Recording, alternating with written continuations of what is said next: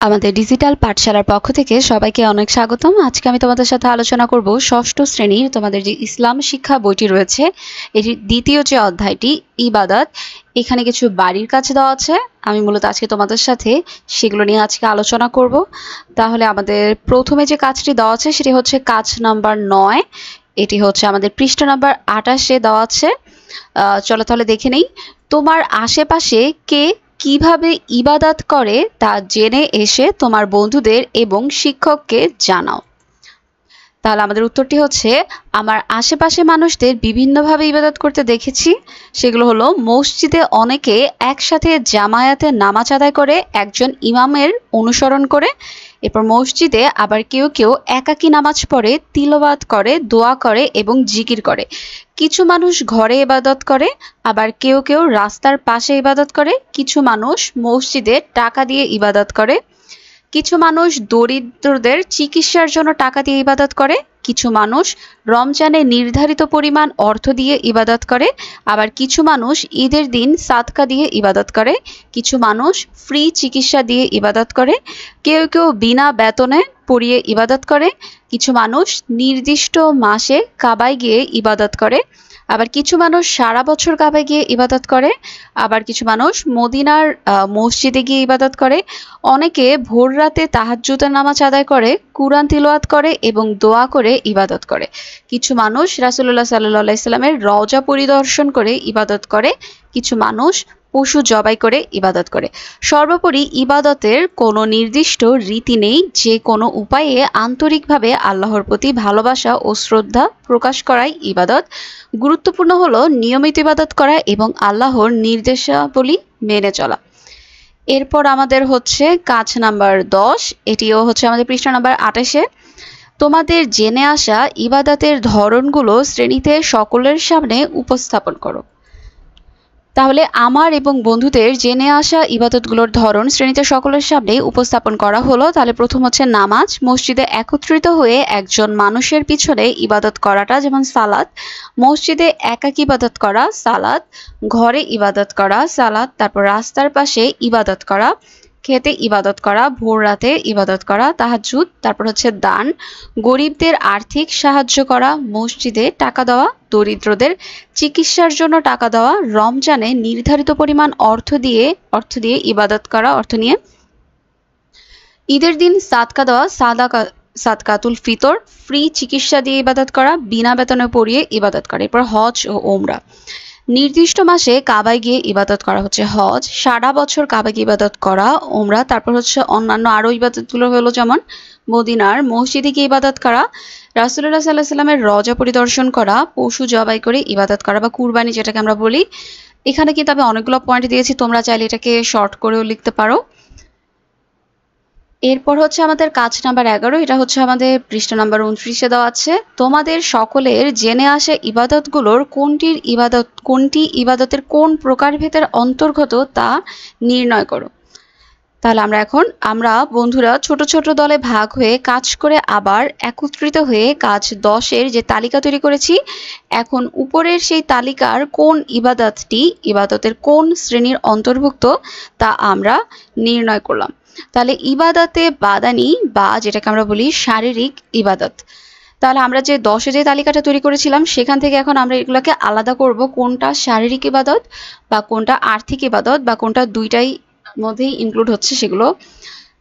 তাহলে চলো দেখে নেই। মসজিদে একত্রিত হয়ে একজন মানুষের পিছনে ইবাদত করা, মসজিদে একাকী ইবাদত করা, রমজান মাসে দিনে উপবাস থেকে ইবাদত করা, ঘরে ইবাদত করা, ভোর রাতে ইবাদত করা, মদিনার মসজিদে গিয়ে ইবাদত করা। এগুলো হচ্ছে আমাদের সব শারীরিক ইবাদতের উদাহরণ। এরপর হচ্ছে রাস্তার পাশে ইবাদত করা, এটিও। এরপর হচ্ছে ইবাদতে মালি বা যেটাকে আমরা বলি আর্থিক ইবাদত। গরিবদের আর্থিক সাহায্য করা, মসজিদে টাকা দেওয়া, পশু জবাই করে ইবাদত করা, সন্তান জন্মের পর পশু জবাই দেওয়া যেটাকে আমরা আকিকা বলি, দরিদ্রদের চিকিৎসার জন্য টাকা দেওয়া বা দান, রমজানে নির্ধারিত পরিমাণ অর্থ দিয়ে ইবাদত করা জাকাত, ঈদের দিন সাদকা দিয়ে ইবাদত করা সাদকাতুল ফিতর, ফ্রি চিকিৎসা দিয়ে ইবাদত করা দান, বিনা বেতনে পড়িয়ে ইবাদত করা এটাও দান। এরপর ইবাদতে বাদানি ও মালি বা শারীরিক ও আর্থিক উভয় ইবাদতের যে মিশ্রণ সেটি নির্দিষ্ট মাসে কাবায় গিয়ে ইবাদত করা হচ্ছে হজ, সারা বছর কাবায় গিয়ে ইবাদত করা ওমরা, রাসূলুল্লাহ সাল্লাল্লাহু আলাইহি সাল্লামের রওজা পরিদর্শন করা বা জিয়ারত। এরপর আমাদের হচ্ছে পৃষ্ঠা নাম্বার 36 একটি কাজ দেওয়া আছে।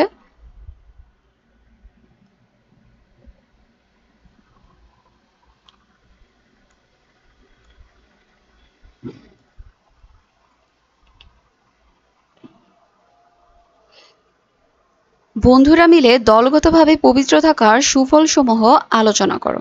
চলো তাহলে এই প্রশ্নের উত্তরটি আমরা দেখে নেই। শারীরিক ও মানসিক স্বাস্থ্য সুরক্ষায় পবিত্রতার ভূমিকা অপরিসীম। আমরা বন্ধুরা মিলে পবিত্র থাকার সুফল সম্পর্কে আলোচনা করেছি। আমাদের আলোচনার মূল বিষয়গুলো নিচে তুলে ধরা হলো। শারীরিকভাবে পবিত্র থাকলে ত্বক, চুল, পোশাক পরিষ্কার থাকে। এর ফলে আমরা সতেজ ও সুস্থ বোধ করি। মানসিকভাবে পবিত্র থাকলে মন প্রফুল্ল থাকে। নোংরা ও অপরিচ্ছন্ন পরিবেশে মন বিষণ্ণ ও অস্থির হতে পারে। অপবিত্রতা থেকে নানা রকম রোগ ব্যাধি সৃষ্টি হয়।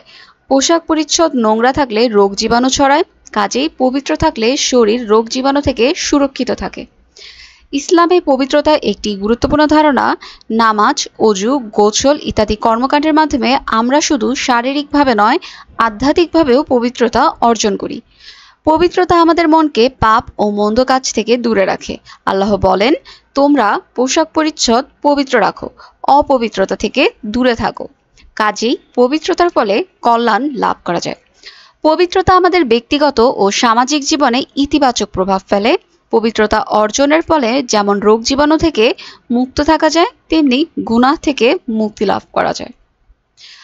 পবিত্রতা শুধু একটি যে ধর্মীয় বিধান সেটি নয়, বরং আমাদের শারীরিক, মানসিক ও আধ্যাত্মিক সুস্থতার জন্য অপরিহার্য। নিয়মিতভাবে পবিত্র থাকার মাধ্যমে আমরা সুস্থ, সুন্দর ও সুখী জীবনযাপন করতে পারি। এরপর হচ্ছে আমাদের পৃষ্ঠা নম্বর 42-এ একটি কাজ দেওয়া আছে।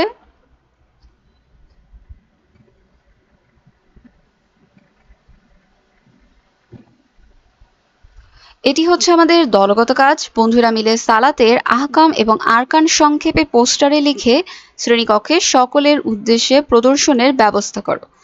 চলো তাহলে এটি দেখে নেই। তাহলে সালাতের আহকাম অর্থাৎ সালাতের পূর্বে 7টি ফরজ যে কাজ সেগুলো হলো শরীর পবিত্র হওয়া, পরিধানের কাপড় পবিত্র হওয়া, সালাতের স্থান পবিত্র হওয়া, নির্দিষ্ট নিয়মে সতর ঢাকা, কিবলামুখী হওয়া, সালাতের সময় হওয়া নিয়ত করা।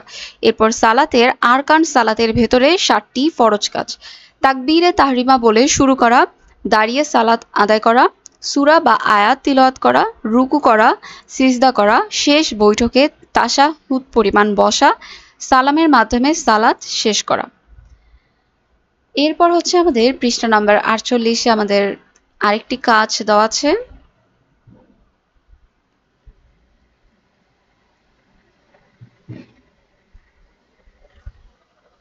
এটি হচ্ছে আমাদের দলগত কাজ। শিক্ষার্থীরা দলে বিভক্ত হয়ে যাবে এবং সূরার নাম ও আয়াত নম্বর সহ সিজদায়ে তিলাওয়াতের স্থানসমূহ ছক আকারে লিখে শ্রেণীতে উপস্থাপন করবে।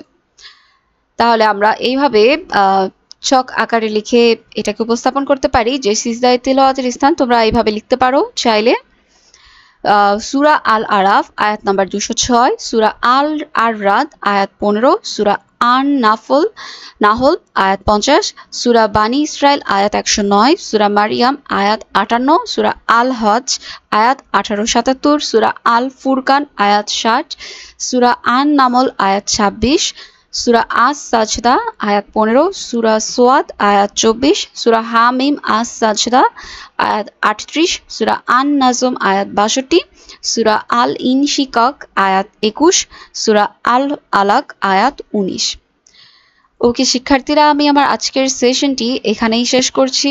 আর তোমরা অবশ্যই আমার চ্যানেলটি সাবস্ক্রাইব করতে কিন্তু ভুলবে না। আমার চ্যানেলের নাম হলো আমাদের ডিজিটাল পাঠশালা। আর এখানে তোমরা প্লে লিস্টে গেলেই আমার হচ্ছে সবগুলো ভিডিও পেয়ে যাবে ধারাবাহিকভাবে। আর আমি কিন্তু তোমাদের সাথে এর পরে যে ক্লাসটি সেটিতে তোমাদের যে তৃতীয় অধ্যায়টি রয়েছে সেটি নিয়ে আলোচনা করব। আর অবশ্যই কমেন্ট করে জানিয়ে দাও আজকের ক্লাসটি